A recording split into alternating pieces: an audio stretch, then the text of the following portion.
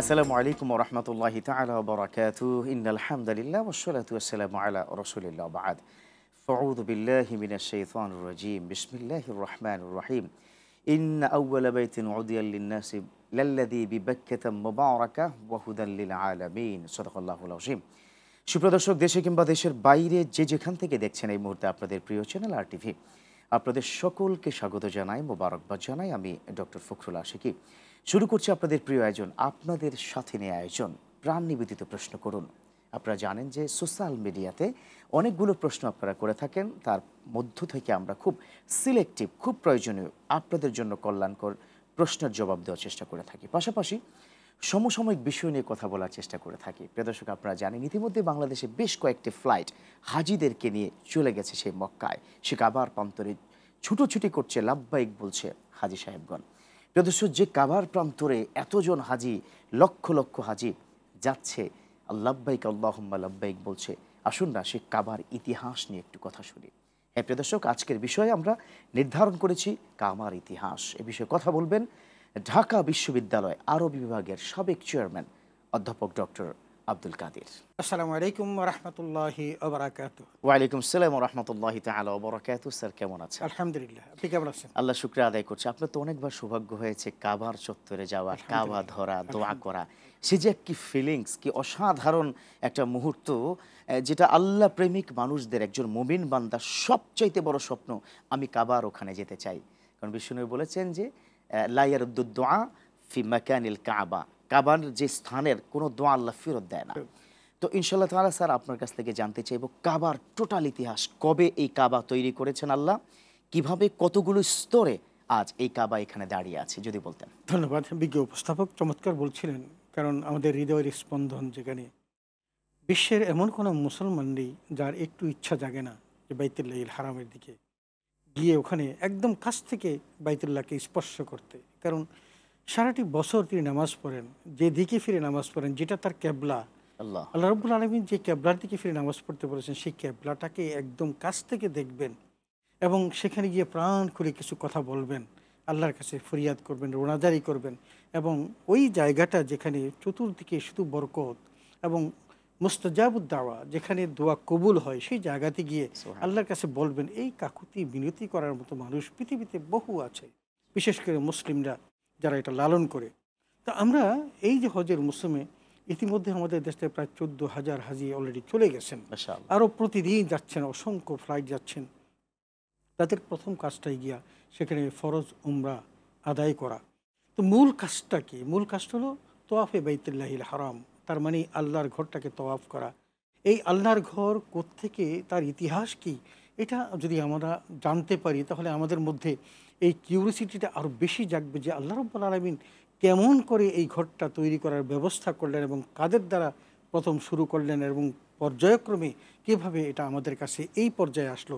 এটা আসলে প্রত্যেকের একটা জানার বিষয়। মাশাআল্লাহ। যাই হোক, আমরা যদি সেভাবেই জানতে চাই তাহলে দেখব যে আল্লাহ রাব্বুল আলামিন সর্বপ্রথম এই কাবাঘর তৈরি করেন ফেরেশতাদের মাধ্যমে, এবং সেটা হযরত আদম আলাইহিস সালামের সৃষ্টিরও 2000 বছর পূর্বে। আল্লাহু আকবার। এবং এটাই প্রথম ঘর, যেই ঘরটি আল্লাহ তাআলা মুসলমানদের বা মানুষের ইবাদতের ঘর হিসেবে তৈরি করেছেন মানে পৃথিবীতে। পৃথিবীতে। কিন্তু স্যার একটা জায়গা হাদিস দ্বারা প্রমাণিত, ঠিক এই সোজাই কিন্তু বাইতুল মামুর। বাইতুল মামুর, আমাদের মানুষের জন্য বা মুসলমানদের জন্য এটা যেমন কাবা, এটা যেমন কেবলা, এটার চতুর্পাশে যেমন আমরা তাওয়াফ করি, ওই বাইতুল মামুরও কিন্তু ফেরেশতাদের কেবলা এবং তারাও কিন্তু সেখানে তাওয়াফ করে। আল্লাহু আকবার। সুবহানাল্লাহ, সুবহানাল্লাহ। জি। ইতিহাসটা এত চমৎকার যে আমি যে কথাগুলো এখন বলবো, দেখবেন যে এগুলোর মধ্যে কি রহস্য লুকায়িত। আল্লাহু আকবার। আল্লাহ রাব্বুল আলামিন হযরত জিবরাইল আলাইহিস সালামকে কাবাঘর তৈরি করার জন্য পাঠালেন।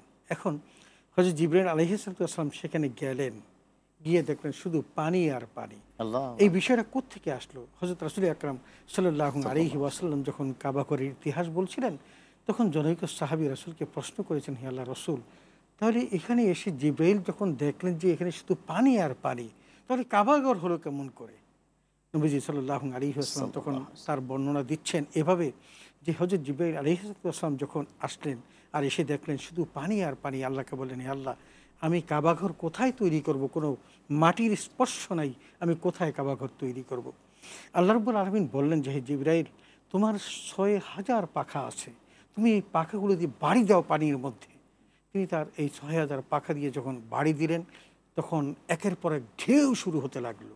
এবং ঢেউ এমন প্রবলভাবে ঢেউ হলো যে একটার সাথে আরেকটা যখন আছাড় খেতে লাগলো, তখন ফেনা তৈরি হয়ে গেল।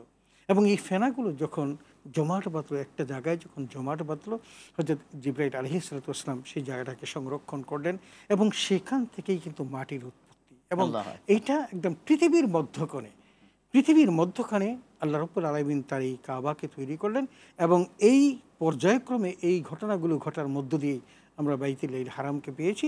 আমাদের হযরত আদম আলাইহিস সালামের জন্মের বা সৃষ্টিরও ২,০০০ বছর পূর্বে আল্লাহ তাআলা ফেরেশতাদের দ্বারা এই কাবা ঘর প্রথম তৈরি করেন। চমৎকার। এবং আপনি স্যার যেটা বলেছেন যে পৃথিবীর ঠিক মাঝখানে, এটা তো মুসলিমদের মেসেজ, কিন্তু এটা আসলে অথেন্টিক কিনা এটা প্রমাণ করার জন্য অস্ট্রেলিয়ান বেশ কয়েকজন সায়েন্টিস্ট তারা প্রমাণ করার চেষ্টা করলেন। তারা স্যাটেলাইটের উপর থেকে টোটাল পৃথিবীকে নির্ণয় করে দেখলেন যে একটা আলোক ছটা যেখানে, সেই জায়গাটা ঠিক পৃথিবীর মধ্যবিন্দু। তখন সেটা খুব জুম করতে করতে কিন্তু আমাদের কাবার চত্বরটাকে পেয়ে গেলেন। আর মানে ওই কাবাটাই। এটা কিন্তু ইউটিউবে এসেছে। জি জি এই জি। তাদের এই ইয়েটা ইউটিউবে এসেছে, তারা বিস্তারিত বলেছে, এবং সেটার তারা স্যাটেলাইটের সেই ইয়েটাও, ছবিটাও তারা দেখিয়েছেন। তো আলহামদুলিল্লাহ, আপনি অনেকটা আগিয়ে দিলেন। তো এটাই কিন্তু আমার আল্লাহ তাআলা পবিত্র কোরআন কারিমে সূরা আলে ইমরানের ৯৬ নম্বর আয়াতে বলছেন, ইন্না আউয়ালা বাইতিন উযিআ লিন-নাস লাল্লাযী বিবাক্কাতা মুবারাকান ওয়া হুদাল লিল আলামিন। তাহলে এই যে বিবাক্কাতা মুবারাকা, এই বিবাক্কা মানে মক্কা নগরীতে আল্লাহ তাআলা প্রথম মানুষের এবাদতগাহ হিসেবে বাইতুল হারামকে তৈরি করেন। এবং এটা হলো একেবারেই মধ্যখানে, যে এত কোনো সন্দেহের অবকাশ নেই। বাইতুল হারামকে বলা হয় কি হৃৎপিণ্ড বলা হয়। এটার একটা নাম হৃৎপিণ্ড। কেমন হৃৎপিণ্ড? বিষয়টা হলো এরকম যে ব্যাখ্যাটা যদি আমরা দেখি, তাহলে হৃৎপিণ্ড হলো গোটা দেহের সমস্ত রক্তগুলোকে শোষণ করে এনে সে পরিশোধিত করে খারাপ রক্তগুলো বের করে দেয়, আর ভালো রক্তগুলো চতুর্দিকে ছড়িয়ে দেয়। এই হৃৎপিণ্ডের কাজ হলো এটা। আপনি দেখেন এই বাইতুল হারামের কাজটাও ঠিক তেমনি। পৃথিবীর আনাচে কানাচে থেকে বিভিন্ন জায়গা থেকে মানুষজন আসে, আর এখানে পাপী তাপী সকলে এসে তাদের সমস্ত পাপগুলোকে তারা বিসর্জন দিয়ে তারা পুত পবিত্র হয়ে আবার ওই প্রত্যেকের বাড়িতে এলাকায় চলে যায়। এই জন্য এটাকে বলা হয় একটা হৃৎপিণ্ড। চমৎকার স্যার, আপনার আলোচনা শুনছিলাম। আমাদের কিন্তু সোশ্যাল মিডিয়াতে আমরা দেখতে পাচ্ছি প্রচুর প্রশ্ন। আমরা একটা প্রশ্ন অন্তত আপনাকে বলতে চাই। সেই প্রশ্নটি হলো, একজন কি লিখেছেন যে স্যার, কাবা ঘরে গিয়ে প্রথম কি দোয়া করব? শুনেছি হাদিসে রয়েছে যে কাবা ঘরের প্রথম দোয়াটি আল্লাহ কবুল করেন। আপনার যদি পরামর্শ দিতেন। আচ্ছা, আমার কৌতূহল যেটা ছিল, আমি প্রথমবার যখন হজে যাই, এই হাদিসটা আমিও শুনেছি। এবং সেখানে গিয়ে কেউ যদি প্রথম যে দোয়াটা করেন, আল্লাহ রাব্বুল আলামিন তার সেই দোয়াটা কবুল করেন। আমি খুব কিউরিওসিটি থাকলো যে কখন কাবা দেখব, কখন কাবা, এবং সেটা দেখার সাথে সাথে কী দোয়া করব, এটা মনে মনে খুব রেখে দিলাম। এরপর যখন ওই বাদশা ফাহাদ গেট দিয়ে যখন ঢুকলাম, নিচে যখন আন্ডারগ্রাউন্ডে গেলাম, সেখানে গিয়ে যখন আমার চোখের সামনে যখন কালো গিলাফে আবৃত সেই কাবা ঘর যখন ভাসলো, তখন আমি একটা দোয়াই বেশি বেশি বললাম যে আল্লাহ, তুমি তোমার এই ঘরটাকে আমার বারবার দেখার সুযোগ করে দিও। সুবহানাল্লাহ। আপনি তো অনেকবার গিয়েছেন। গেছি, তার মানে ওই দোয়া আলহামদুলিল্লাহ। আপনার কবুল হয়েছে, আল্লাহ রাব্বুল আলামিন হাদিসের সাথে পুরোপুরি মিল আছে। মিল আছে। তাহলে ওনাকে, আমাদের প্রিয় দর্শক বন্ধুকে আপনি কি পরামর্শ দেবেন? আমি পরামর্শ দেব, তার সবচেয়ে বড় ইম্পর্টেন্ট যেটা, সেটা হলো এই আল্লাহর রেজামন্দি যেন তিনি হাসিল করতে পারেন সারাটি জীবন, মৃত্যু অবধি এই দোয়াটা যেন তিনি করেন। মানে রেজামন্দি মানে হচ্ছে আল্লাহ আল্লাহ সন্তুষ্টি। সন্তুষ্টি। রাইট। তাহলে আল্লাহ এভাবে কি দোয়া করতে হবে, আল্লাহ আপনি আমাকে আপনার সন্তুষ্টি অর্জন করার তৌফিক দিন। তৌফিক দান করেন। চমৎকার চমৎকার। জি। তারপরে একজনকে প্রশ্ন করেছে যে আমরা দেখেছি কাবার চতুর্পাশে নারী এবং পুরুষের একসাথে তওয়াফ করা, অথচ ইসলাম বলে নারী এবং পুরুষ আলাদা আলাদা চলাফেরা করবে, কিংবা সর্বোচ্চ তাদের পর্দা মেনটেন করবে। তো ওই জায়গায় একসাথে তওয়াফ করার ব্যাপারে ইসলাম যে একটা বিষয় দিচ্ছে মেসেজ, তখন শয়তান ওয়াসওয়াসা দিচ্ছে কিনা, মানে আপনার পার্সোনাল এক্সপিরিয়েন্স। আমার এক্সপিরিয়েন্স যেটা বলে সেটা হলো এই, যে আসলে ওই জায়গাতে শয়তান কুমন্ত্রণা দিতে পারে, কিন্তু সফল হয় না। একটা জিনিস আপনি মনে করেন, বাইতুল হারাম কিন্তু কয়েকটা না, যে আপনি পুরুষদেরকে এক জায়গায় দিবেন, তিনি ওই বাইতুল হারাম জিয়ারত করবেন, আর মহিলাদেরকে দিবেন। কারণ এই হজটা তো সবার জন্য ফরজ, এবং তার এই তোয়াফ করাটাও ফরজ। এখন এই ফরজ কাজটা যেহেতু একটাই মাত্র ঘর, আল্লাহ এই জায়গাটাতেই শুধু সেই আমাদেরকে মেসেজ দিয়েছেন যে পুরুষ এবং নারী একত্রে এই জায়গাতেই সে তোয়াফ করবে, অন্য কোথাও নয়। পৃথিবীর অন্য কোনো জায়গাতে একসাথে নামাজ পড়ার কোনো বিধান নেই, কিন্তু বাইতুল হারামে এটা আছে। স্যার, ইনশাআল্লাহ তাআলা কথা আরও কন্টিনিউ হবে, আরও চলবে ইনশাআল্লাহ। তবে তার একটা ছোট্ট বিরতির পর ইনশাআল্লাহ। প্রিয় দর্শক, দেখছেন আপনাদের প্রিয় চ্যানেল আর টিভি এবং প্রাণ নিবেদিত প্রশ্ন করুন। এ পর্যায়ে নিতে হচ্ছে ছোট্ট বিরতি, ফিরছি কিছুক্ষণের মধ্যেই।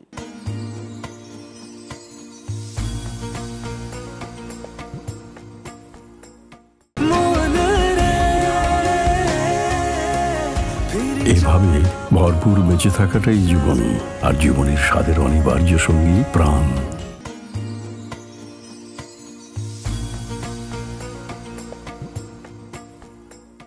আলহামদুলিল্লাহ, প্রিয় দর্শক, ফিরে এলাম বিরতির পর। আমাদের সাথে থাকার জন্য ধন্যবাদ। দেখছেন আপনাদের প্রিয় চ্যানেল আর টিভির নিয়মিত আয়োজন, আপনাদের সাথে নিয়ে আয়োজন প্রাণ নিবেদিত প্রশ্ন করুন। অনুষ্ঠানটিতে আমরা আজকে আলোচনা করছিলাম কাবার ইতিহাস। রয়েছেন আমাদের সাথে ঢাকা বিশ্ববিদ্যালয়ে আরবি বিভাগের সাবেক chairman professor doctor Abdul Kadir sir. তারপরে আরও বেশ কিছু প্রশ্ন, একটা প্রশ্ন করেছেন খুব ক্ষোভের জায়গা থেকে, এই যে তার আত্মীয়র মধ্যে একজন এরকম আছে, প্রচণ্ড সুদের ব্যবসার সাথে জড়িত ছিল, সব কিছু শেষ করে সে এখন হজে করতে যাচ্ছে আর কি।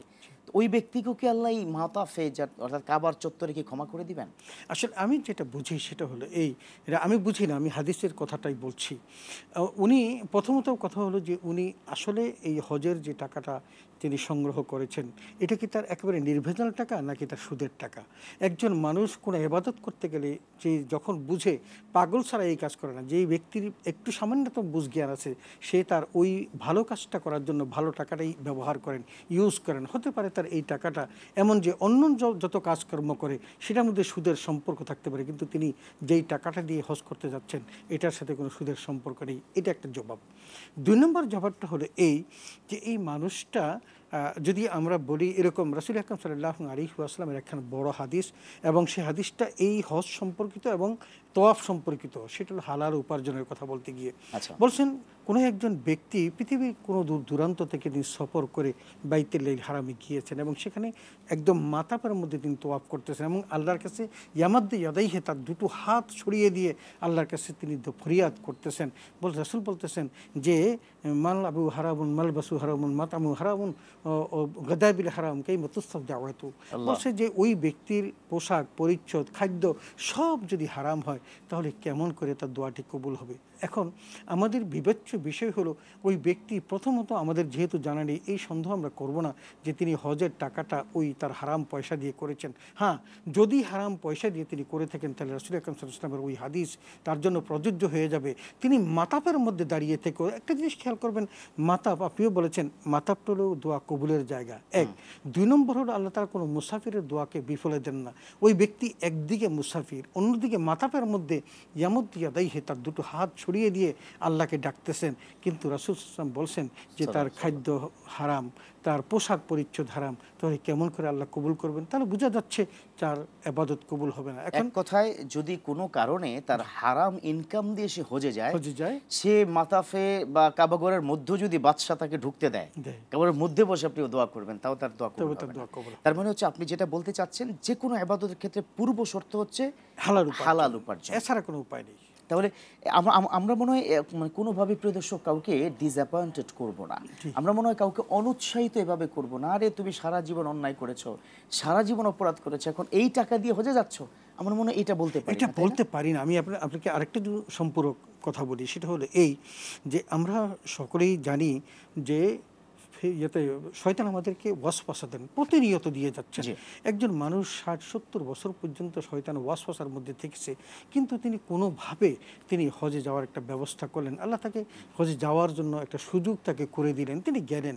যাওয়ার পর তার একটা ইম্পর্টেন্ট যে বিধান, সেটা হলো ওই আরাফার ময়দানে উপস্থিত হওয়া। এটা ছাড়া কোনো হাজিদের কোনো হজ হবে না। এই জন্য যারা অসুস্থ থাকেন তাদেরকেও কিন্তু অ্যাম্বুলেন্সে করে ওই চত্বরে যে কোনো এক জায়গায় নিয়ে রাখে অথবা তাকে ঘুরিয়ে নিয়ে আসে। তার মানে তিনি যেন ওই আরাফার ময়দানে উপস্থিত হয়ে যান, এটা যেন তার সার্টিফাই আল্লাহর দরবারে হয়। তো যাই হোক, ওই আরাফার ময়দানে যাওয়ার পর একজন মানুষ যখন আল্লাহর কাছে ফরিয়াদ করে, একটা মাত্র দিয়ে আসে যেটা সবচেয়ে কঠিনতর দিন এই ইবলিসের জন্য, যেটা সে দেখতে নারাজ, সেটা হলো আরাফার দিন। আল্লাহ রাব্বুল আলামিন তার অসংখ্য বান্দাকে, 70 বছর পর্যন্ত যে বান্দাকে সে পদস্খলন করতে করতে একেবারে জাহান্নামের দ্বারপ্রান্তে নিয়ে গেছে, ওই আরাফার ময়দানে গিয়ে চোখের পানি ফেলে যখন তিনি হাত তুলে যখন আল্লাহর কাছে বলেন, আল্লাহ তার সমস্ত গুনাহ মাফ করে দেন, তখন ওই ইবলিস বলে যে আমার 70 বছরের সমস্ত মাটি অর্জন হয়ে গেল। সব মাটি হয়ে গেল, এটা দেখতে সে চায় না। সে মাটি খনন করে তার ওই মুখটাকে ওটার মধ্যে লুকিয়ে ভিতরে ফেলে, লুকিয়ে লজ্জায় ফেলে, লজ্জিত হয়ে। লজ্জায় লজ্জিত হয়।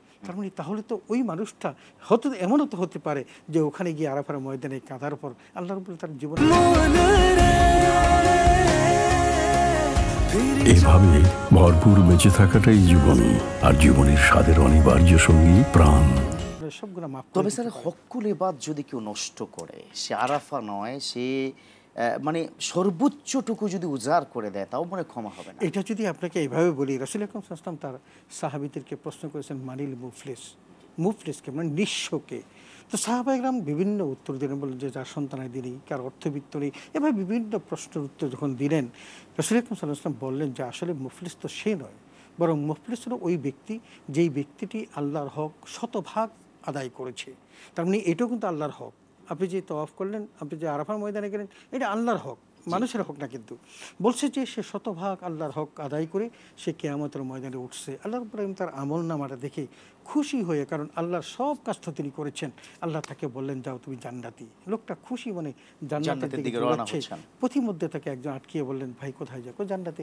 তো জান্নাতে যে যাবেন, আমার সাথে তো আপনার কিছু লেনদেন বাকি আছে। বলে আল্লাহু কি? আকবার। বলে আমার লেনদেন হলো যে আপনার সাথে একসাথে ব্যবসা করেছিলাম, কিন্তু আপনি আমাকে ঠকিয়েছেন। আমি চেষ্টা করেছিলাম আদায় করার জন্য, কিন্তু তখন ক্ষমতা বেশি ছিল আপনার, কিন্তু আমি তো আজকে হাকামুল হাকিমিনের দরবারে এসেছি, আজকে তো আমি আপনাকে ছাড়বো না। তখন কি করবে?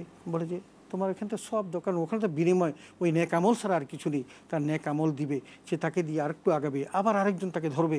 এরকম করতে করতে করতে করতে ওই ব্যক্তিটির সমস্ত নেকগুলো যখন ওই পাওনাদাররা নিয়ে যাবে, তারপরে যখন তার ওই নেক আমল, তার যখন আর ওই হকুল ইবাদ শেষ হবে না, তখন বলবে যে আমার তো আর কিছু করার নেই। তখন ওই ব্যক্তিদের যারা পাওনাদার, তাদের বদ আমলগুলো তাকে দিবে, আর ওই মুহূর্তে গিয়ে ওই জাহান্নামের ফেরেশতা ঘাট ধাক্কা দিয়ে তাকে ওই জাহান্নামের মধ্যে ফেলে দিবেন। রাসূল আকরাম সাল্লাল্লাহু আলাইহি ওয়াসাল্লাম বলেন সেই হলো মুফলিস, যে জান্নাতের সুসংবাদ পেলেন তার নেক আমলের কারণে, আল্লাহর হক আদায় করার কারণে, কিন্তু বান্দার ওই হক আদায় করতে গিয়ে তিনি জাহান্নামী হয়ে গেলেন। ইনি হলেন সবচেয়ে নিঃস্ব। তার মানে হচ্ছে ওখানে যারা বান্দার হক নষ্ট করবে তাদেরও ক্ষমা হওয়ার সুযোগ নেই।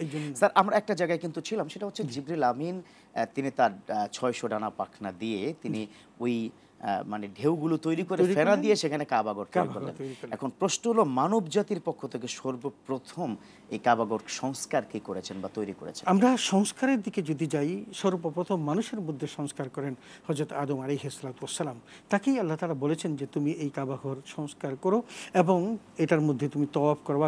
ইসলামের কিছু বিধি বিধানও তাকে শিখিয়েছিলেন যে তুমি এই কাবাঘর কেন্দ্রিক এই এই ইবাদতগুলো তুমি করতে পারো।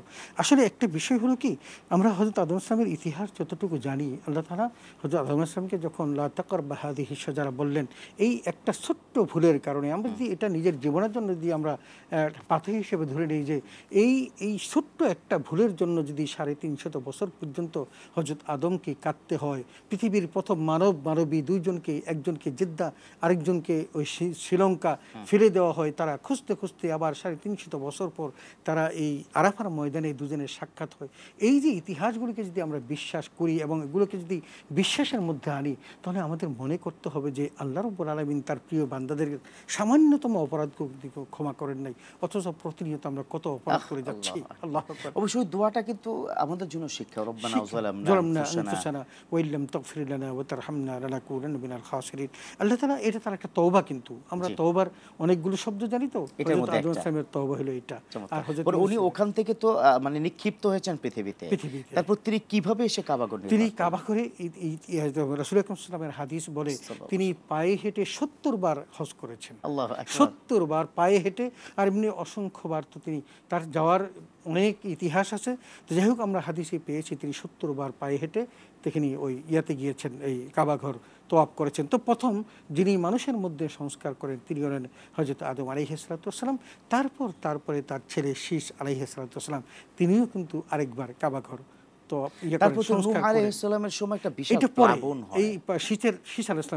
তারপর যেটা হয় সেটা হলো হযরত নূহ আলাইহিস সালামের সময়কালের তার উম্মতরা যখন তার কথা মানলো না, আল্লাহ হযরত নূহ আলাইহিস সালাম আল্লাহর কাছেই বিচার দিলেন, বললেন দাউতু কওমি লাইলান ওয়া নাহারা ওয়া লাম ইয়াজিদহুম দুআই ইল্লা ফিরারা। আল্লাহ, আমি আমার এই উম্মতদেরকে ডাকি আল্লাহর পথে, তারা কি করে, আমি যখনই ডাকি তখন তারা পৃষ্ঠ প্রদর্শন করে চলে যায়। আমি তো 950 বছর পর্যন্ত তাদেরকে আহ্বান করেছি, এখন যেহেতু তারা শুনে না, রব্বি লা তাদার আলাল আরদি মিনাল কাফিরিনা দাইয়ারা, আল্লাহ তুমি একটা কাফেরকে শাস্তি না দিয়ে ছেড়ে দিও না। স্যার ইনশাল্লাহ এই অংশ থেকে আমি আলোচনা আবার ফিরছি, একটা ছোট্ট বিরতির আবার সময় এসেছে। প্রিয় দর্শক, দেখছেন আপনাদের প্রিয় চ্যানেল RTV এবং এই পর্যায়ে প্রাণ নিবেদিত প্রশ্ন করুন অনুষ্ঠানে নিতে হচ্ছে আবারও ছোট্ট করে বিরতি, ফিরছি কিছুক্ষণের মধ্যেই।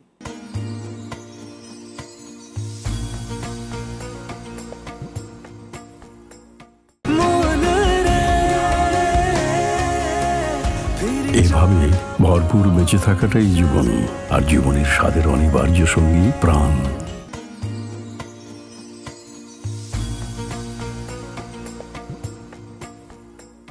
আলহামদুলিল্লাহ প্রিয় দর্শক, ফিরে এলাম বিরতির পর। আমাদের সাথে থাকার জন্য ধন্যবাদ। দেখছেন আপনাদের প্রিয় চ্যানেল RTV, আপনাদের প্রিয় অনুষ্ঠান, আপনাদের সাথে নিয়ে অনুষ্ঠান, আপনাদের প্রশ্ন উত্তর নিয়ে আলোচনামূলক অনুষ্ঠান প্রাণ নিবেদিত প্রশ্ন করুন। প্রিয় দর্শক, অনুষ্ঠানটিতে আমাদের মাঝে যিনি রয়েছেন চমৎকার করে আলোচনা করছিলেন কাবার ইতিহাস নিয়ে ঢাকা বিশ্ববিদ্যালয়ের আরবি বিভাগের সাবেক chairman professor doctor Abdul Kadir. Sir যেটা বলছিলেন, এই যে নূহ আলাইহিস সালাতু ওয়াস সালামের সময়কালে যখন তার উম্মতরা এরকম করলেন, তখন তিনি আল্লাহর কাছে ফরিয়াদ করেছিলেন বলেই আল্লাহর হুকুমেই কিন্তু এই কিস্তি তৈরি করা হয়। প্রতিটি আল্লাহর ওই মখলুকের মধ্যে জোড়া জোড়া করে নেওয়া হয়, এবং কথিত আছে, হাদিসের মধ্যে এসেছে 51 জন ব্যক্তি অথবা 71 জন ব্যক্তি তখন ইসলাম গ্রহণ করেছিলেন, তাদেরকেও কিন্তু ওই কিস্তিতে তোলা হয়। মূল আল্লাহর আযাবের যখন মাটি ভেদে যখন এই পানির ফোয়ারা ফুটতে লাগলো, 40 দিন পর্যন্ত ক্রমাগত ফুটতে ফুটতে পৃথিবীর এমন একটি জায়গাও ছিল না, 1 ইঞ্চি জায়গাও ছিল না যেখানে পানি মাটি আর দেখা যায় স্পর্শ করে। তখন এই অবস্থার মধ্যে আল্লাহ তাআলা কি করলেন, আবার যখন কিস্তি যদি পাহাড়ে ঠেকলো, আবার আবাদ শুরু হলো। আবাদ শুরু হওয়ার পর এই জায়গায় একটা সম্পূরক প্রশ্ন এসেছে, একজন প্রশ্ন করেছে, তিনি বলছেন যে ওই যখন প্রচন্ড প্লাবন হয়েছিল ঠিক ওই সময় একজন বুড়ি মাকে মানে নূহ আলাইহিস সালাম বলেছেন, ঠিক আছে প্লাবন যখন শুরু হবে তখন আমি আপনাকে জানাবো। এবং প্লাবন হওয়ার পরে হঠাৎ করে নূহ আলাইহিস সালামের এটাকে মনে পড়েছিল, কিন্তু পরবর্তী যে কি ঘটনাটা, এই ঘটনাটা আসলে সহি কিনা তিনি জানতে চান। এটা নিয়ে আসলে একটু বিতর্ক আছে। কেউ এটাকে ইখতিলাফ করেছেন, কেউ বলছেন যে এটাকে বানানো গল্প, আর কেউ বলছেন না, হযরত নূহ আলাইহিস সালাম যেহেতু কথাটা বলেছিলেন, আর ওই বুড়ি যেহেতু আল্লাহর ওই নির্দেশ মোতাবেক হযরত নূহ আলাইহিস ভুলে গিয়েছেন, কিন্তু যেহেতু একজন নবী কমিটমেন্ট দিয়েছেন, সেই কারণে ওই মহিলা বুঝতেই পারেন নাই যে এত বড় ঘটনা ঘটে গেছে। যদিও হাদিস দ্বারা, জয়ীফ হাদিস দ্বারা স্বীকৃত, কিন্তু এটা কোনো শক্তিশালী কোনো হাদিস দ্বারা এটা প্রমাণিত নয়। জি, তারপর যেটা বলছিলেন স্যার। জি, এরপর যখন এই মহাপ্লাবন হলো, তখন মহাপ্লাবনে আল্লাহর ঘর বাইতুল্লাহিল হারাম একেবারে মাটির মধ্যে মিশে গেল। এখন আর কোনো চিহ্ন নেই, কিন্তু আল্লাহ তাআলা তার এই ঘর, যেই ঘর মানুষের ইবাদতের জন্য তৈরি করেছেন, এটাকে তো এইভাবে ফেলে রাখতে পারেন না। আল্লাহ রাব্বুল আলামিন কি চমৎকারভাবে এটাকে আবার দৃশ্যমান করার ব্যবস্থা করলেন। আল্লাহ তাআলা হযরত ইব্রাহিম আলাইহিস সালাম, যিনি তার বাড়ি হলো ফিলিস্তিন, তিনি ফিলিস্তিন থেকে তিনি হিজরত করে চলে গেলেন, ওই এলাকায় থাকতে পারলেন না, চলে গেলেন তিনি মিশরে চলে গেলেন। সেখানে গিয়ে তিনি বাধার সম্মুখীন হলেন। তারপর সেখান থেকে তার 2 স্ত্রীর মধ্যে একটু ঝগড়া হলো। সেই ঘটনাগুলো অনেক ব্যাপক ঘটনা। সারা এবং হাজেরা, তার গর্ভে কোনো সন্তান না হওয়ার কারণে ওই স্ত্রীর অনুরোধেই কিন্তু হাজেরাকে তিনি বিয়ে করেন, যদিও তিনি ছিলেন তার ওই দাসী। যাই হোক, তিনি যখন বৃদ্ধ হয়ে গেলেন, কিন্তু হাজেরা 86 বছর বয়স, ঠিক ওই মুহূর্তে আল্লাহ রাব্বুল আলামিনের কুদরত যে হযরত ইসমাঈল আলাইহিস সালামকে হাজেরার গর্ভে দিলেন। কিন্তু ইতিহাস বলে যে তারপরে কিন্তু সারা আলাইহিস সালাম তিনিও কিন্তু গর্ভবতী হয়েছেন, এবং তার গর্ভে ইসাক আলাইহিস সালাম জন্মগ্রহণ করেছেন, এবং সেখান থেকে বনী ইসরাইলের হাজার হাজার নবী, আর একমাত্র নবী ইসমাইলের বংশ থেকে এসেছে, তিনি হলেন মুহাম্মদ রাসূলুল্লাহ সাল্লাল্লাহু আলাইহি ওয়াসাল্লাম। যাই হোক, আল্লাহর বিধান, তিনি তার এই ছোট্ট বাচ্চা আল্লাহর হিসাব মোতাবেকই কিন্তু তিনি তাকে এবং তার স্ত্রীকে হাজেরাকে তিনি পাঠালেন এমন এক জায়গার মধ্যে। নির্দেশনা আসলো যে হে মুমাইয়িমান ইলাল জুনুব, বলছেন যে তুমি দক্ষিণমুখী তুমি রওনা করো। সাথে জিবরাইল রওনা করছেন দক্ষিণ দিকে। সেই দক্ষিণ দিকে যেতে যেতে যেতে যখন কোনো জায়গায় একটা লোকালয় পড়ে, তখন ইব্রাহিম মনে করেন বোধহয় এখানেই থামতে হবে। জিবরাইল বলে যে না, এখানে না, আপনাকে আরও যেতে হবে। যেতে যেতে এমন এক জায়গায় আসলেন যেখানে কোনো ঘর নেই, বাড়ি নেই, পাহাড় পর্বত, কোনো গাছ গাছালি নেই। এবং সেই কথাটি আল্লাহ তাআলা আমার নবীর মাধ্যমে পবিত্র কোরআন কারিমে জানিয়েছেন, রব্বানা ইন্নী আসকানতু মিন যুররিয়াতি বিওয়াদিন গায়রি যি যারইন ইনদা বাইতিকাল মুহাররম। এখানে যে অনেক বড় ঘটনা আছে, সেই ঘটনাটা হলো হযরত ইব্রাহিম আলাইহিস সালাম আসলেন এখানে, আসার পর জিবরাইল বললেন এটাই আপনার থামার জায়গা, আর কোথাও যাওয়া যাবে না। চতুর্দিকে তাকিয়ে দেখলেন কিচ্ছু নাই, গাছগাছালিও নাই, শুধু শুধু পাহাড়। প্রান্তর আর পাহাড়। তখন কিন্তু আল্লাহর নির্দেশনা হলো তিনি ওই জায়গায় হাজেরা এবং তার শিশু পুত্রকে রাখবেন, কিন্তু তাদের সাথে কোনো কথা বলতে পারবেন না, আবার তাকে ওই মুহূর্তেই ফেরত আসতে হবে। আল্লাহ আকবার। তিনি যখন তাদেরকে রেখে রওনা করছিলেন, পিছনে ফিরছেন না, তখন হাজেরা কিছু দূর পর্যন্ত গেলেন। যাওয়ার পর তিনি শুধু পিছন থেকে হাজেরা হযরত ইব্রাহিমকে বললেন, আপনি যা করছেন এটা কি আল্লাহর নির্দেশ? তিনি বললেন হ্যাঁ। শুধু আঙ্গুলটা সাদা শুধু আঙ্গুলে বলছে- আকাশের দিকে বলছে, তাকিয়ে হ্যাঁ, আছে আল্লাহ। আল্লাহ।